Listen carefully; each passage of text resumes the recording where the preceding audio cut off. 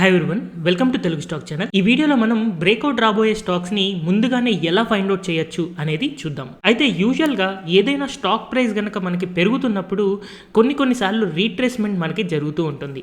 So stock vertical గా పెరగకుండా కొన్నిసార్లు చిన్న కరెక్షన్ వచ్చి మళ్ళీ బౌన్స్ బ్యాక్ అయ్యి మళ్ళీ కరెక్షన్ వచ్చి మళ్ళీ బౌన్స్ బ్యాక్ అయ్యి యూజువల్ గా మనకి మంచి స్టాక్స్ అన్ని ఇలాగే పెరగడం చూస్తూ ఉంటాం.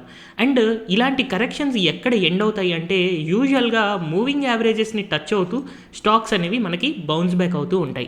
మరి ఎలాంటి మూవింగ్ యావరేజ్ని టచ్ అవుతూ మనకి బౌన్స్ బ్యాక్ అవుతాయి అనేది మనకి తెలిస్తే దాన్ని బట్టి స్టాక్స్ మనం బెస్ట్ ప్రైజెస్లో బై చేసుకోగలుగుతాం. సో మోస్ట్ ఆఫ్ ది స్టాక్స్కి మనం అబ్జర్వ్ చేసినట్టయితే డైలీ చార్ట్స్లో 13 డేస్ సింపుల్ మూవింగ్ యావరేజ్ దగ్గర అండ్ అలాగే 21 డేస్ సింపుల్ మూవింగ్ యావరేజ్ దగ్గర మనకి స్టాక్స్ అనేవి బౌన్స్ బ్యాక్ అవుతూ ఉంటాయి అన్నమాట. అయితే నేను ఇక్కడ యూజ్ చేయబోయే స్ట్రాటజీ ఏంటి అంటే, ఎప్పుడైతే ఒక స్టాక్ ఒక ర్యాలీ వచ్చిన తర్వాత కొన్నిసార్లు ఈ స్టాక్ ఏం చేస్తుందంటే 13 డేస్ మూవింగ్ యావరేజ్ కిందకు వస్తుంది, కానీ 21 డేస్ మూవింగ్ యావరేజ్ దగ్గర సపోర్ట్ తీసుకొని మళ్ళీ బౌన్స్ బ్యాక్ అవుతుంది అనమాట.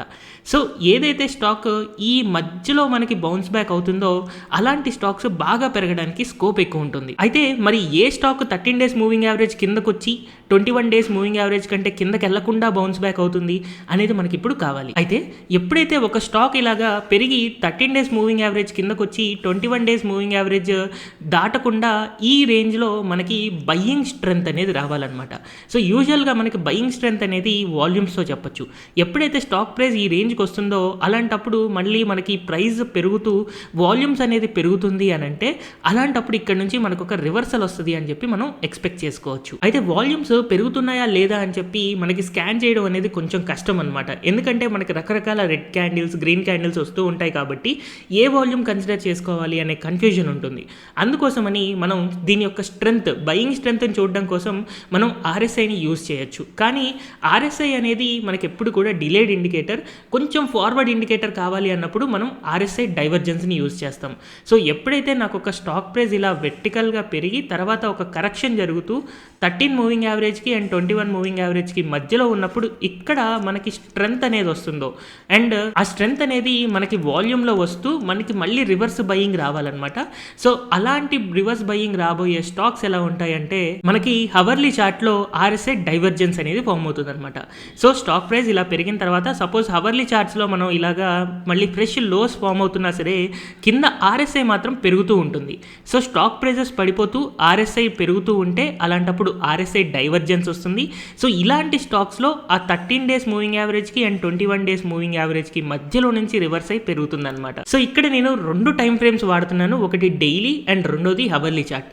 అండ్ ఓవరాల్గా నా స్ట్రాటజీ కనుక మీరు చూస్తే సింపుల్గా డైలీ చార్ట్స్లోనేమో స్టాక్ పడుతూ ఉండాలి అండ్ అవర్లీ చార్ట్స్లో అబ్జర్వ్ చేస్తే స్ట్రెంత్ కనిపించాలి. అంటే ఇక్కడ నుంచి రివర్స్ అయి పెరుగుతుంది అన్నట్టు అవర్లీ చార్ట్లో బిల్డింగ్ స్ట్రెంత్ కనుక ఉంటే దాన్ని బట్టి స్టాక్ ప్రైస్ పెరుగుతుంది అని అనుకోవచ్చు. సో సింపుల్గా నాకేం కావాలంటే ఒక stock 13 days simple moving average కంటే కింద ఉండాలి అండ్ 21 సింపుల్ మూవింగ్ యావరేజ్ కంటే పైన ఉండాలి. అలాంటప్పుడు ఆ స్టాక్ మనకి టెంపరీగా పడుతుంది అని మనం అర్థం చేసుకోవచ్చు. But at the same time ఇది మనం డైలీ చార్ట్లో చూసాం కాబట్టి అవర్లీ చార్ట్లో ఏం జరగాలి అంటే ఇక్కడ నాకు బయింగ్ స్ట్రెంత్ రావాలన్నమాట. సో బయింగ్ స్ట్రెంత్ రావాలి అంటే ఇక్కడ నేను ఆర్ఎస్ఐ డైవర్జెన్స్ని చూసుకుంటాను. సో ఇలాగా ఆర్ఎస్ఐ డైవర్జెన్స్ కనుక క్రియేట్ అయింది అని అంటే అలాంటప్పుడు ఒక బయింగ్ స్ట్రెంత్ వస్తుంది అని మనం ఎస్టిమేట్ చేసుకోవచ్చు. సో దీనికి సంబంధించిన స్టాక్ స్కానింగ్ అనేది నేను స్ట్రీక్ ప్లాట్ఫామ్లో యూజ్ చేస్తున్నాను. ఎందుకంటే నేను ఇక్కడ 2 టైం ఫ్రేమ్స్ యూజ్ చేయాలి, ఒకటి డైలీ అండ్ రెండోది అవర్లీ, 2 యూజ్ చేయాలి కాబట్టి అది నాకు స్ట్రీక్లోనే పాసిబుల్ అవుతుంది.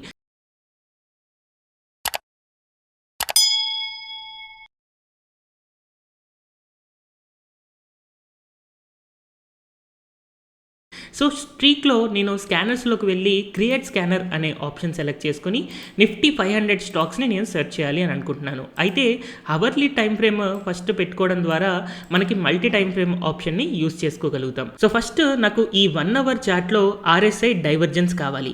సో ఈ ఆర్ఎస్ఐ డైవర్జెన్స్కి కావాల్సిన కండిషన్ అనేది ఎలా రాస్తున్నానో చూడండి. సో పీరియడ్ మిన్ అనే టూల్ని యూజ్ చేస్తున్నాను. లాస్ట్ 21 క్యాండిల్స్ యొక్క పీరియడ్ మిన్ నాకు కావాలి అండ్ ఆ పీరియడ్ మిన్ కూడా ఆర్ఎస్ఐలో కావాలి నాకు.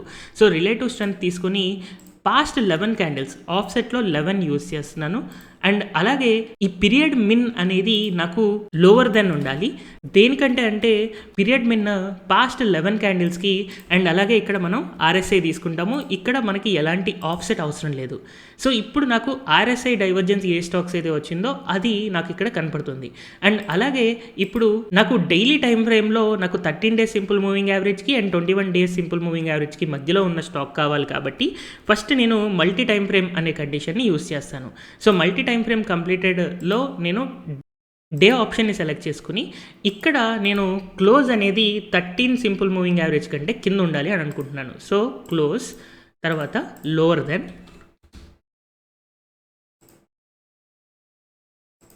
సింపుల్ మూవింగ్ యావరేజ్ అనే కండిషన్లో దీంట్లో మనకి 13 సింపుల్ మూవింగ్ యావరేజ్ కావాలి.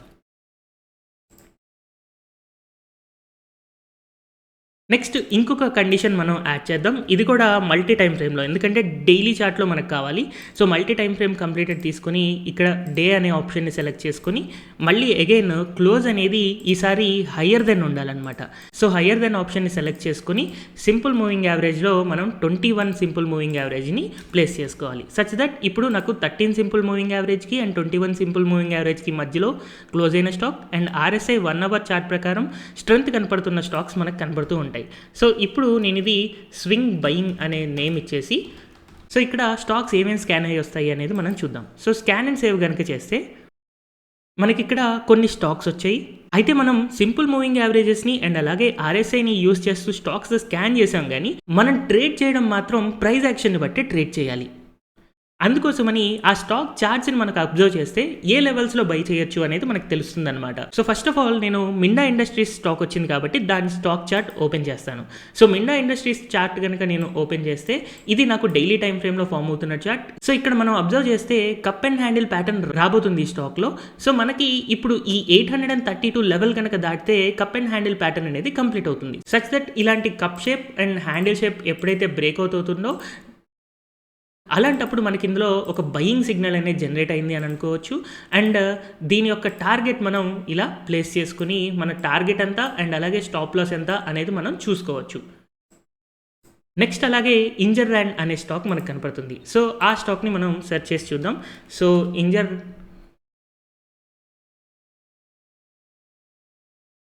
సో ఈ స్టాక్ని కనుక మనం ఓపెన్ చేస్తే ఇక్కడ ఈ స్టాక్ మనకి ఫ్లాగ్ ప్యాటర్న్లో ఉంది. సో ఈ ఫ్లాగ్ ప్యాటర్న్లో మనకి ఎప్పుడైతే బ్రేక్అవుట్ వస్తుందో ఆ బ్రేక్అవుట్ వచ్చిన తర్వాత మనం ట్రేడ్ చేసుకోవచ్చు. సో ఇలాగా మనం స్టాక్స్ని moving averages and RSI use చేసి స్కాన్ చేసినా మనం at the end of the day flag pattern కానీ కప్ అండ్ హ్యాండిల్ కానీ ఇన్వర్స్ హెడ్ అండ్ షోల్డర్ కానీ ఇలాంటి ప్యాటర్న్స్ ఏవైతే ఉన్నాయో వాటిని యూస్ చేస్తూ మనం మళ్ళీ ట్రేడ్ చేసుకోగలుగుతాం. బట్ మనకి ఇక్కడున్న థౌజండ్స్ ఆఫ్ స్టాక్స్లో ఏ స్టాక్ ట్రేడ్ చేయాలి, ఏ స్టాక్ ట్రేడ్ చేయకూడదు అని మనం కన్ఫ్యూజన్లో ఉంటాం కదా.